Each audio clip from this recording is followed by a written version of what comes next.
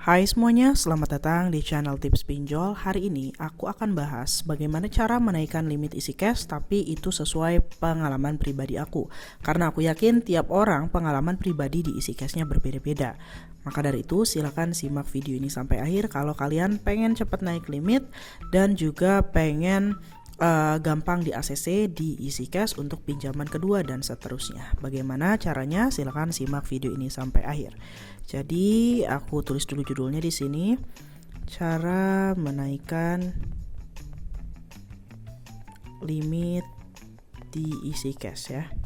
Aku singkat isi aja ya. Isi itu singkatan dari isi cash. Oke, langsung saja teman-teman. Yang pertama, sesuai pengalaman aku, kamu harus sering pinjam.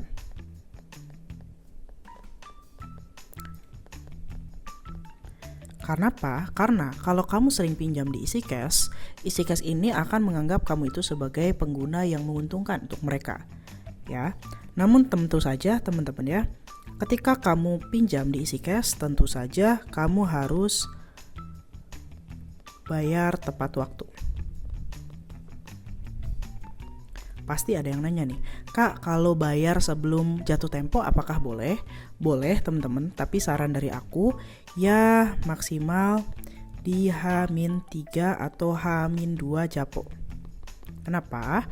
Karena kalau kamu bayarnya kecepatan, misalnya H- seminggu, H-15 hari ya, itu bakalan jelek teman-teman skor kreditnya. Ya, kalau skor kreditnya jelek, bisa jadi bukannya dapat limit, malah akun kamu nggak bisa pinjam lagi. Ya, sekali lagi, bayar tepat waktu, amannya ya maksimum H-3 atau H-2 japo. Hari H boleh teman-teman ya, yang penting jangan telat. Begitu. Selanjutnya, tips yang ketiga adalah update info gaji. Misalnya, pada saat pertama kali kamu daftar di isi cash, gaji kamu baru 3 juta. Tapi sekarang gaji kamu udah 10 juta. Nah, kamu bisa mengupdate info gaji, bisa telepon CS, atau kalau di aplikasi kamu diminta untuk pengkinian data, nah itu wajib dilakukan ya. Tapi pastikan gaji kamu naik, teman-teman. Selain itu, ada juga beberapa tips dan trik yang bisa membuat kamu cepat naik limit. Yang keempat adalah ikuti program isi. Contohnya teman-teman, misalnya lagi ada kode referral, terus ada event-event tertentu, dan lainnya ya. Kemudian tips yang kelima adalah jaga slik OJK kamu agar tetap di call 1. Kenapa? Karena isi cash itu kan dia sudah OJK dan juga sudah legal.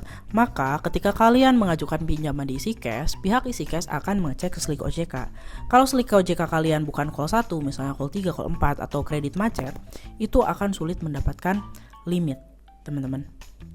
Begitu ya. Nah, selain itu ada beberapa tips yang menurut aku itu work banget ya kalau misalnya kamu mau naikin limit. Meskipun kamu sering pinjam, tapi jangan langsung pinjam ketika pelunasan. Jadi setelah pelunasan,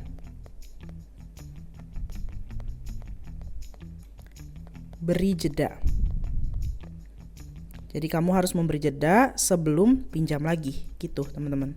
Jadi misal nih ya, kamu lunasin pinjaman di tanggal 3 Maret. Nah, tanggal 3 Maret jangan pinjam lagi. Tunggu dulu 1 hari 2 hari baru kasih jeda buat pinjam lagi. Jadi jangan langsung. Kalau langsung kamu akan dianggap orang yang BU.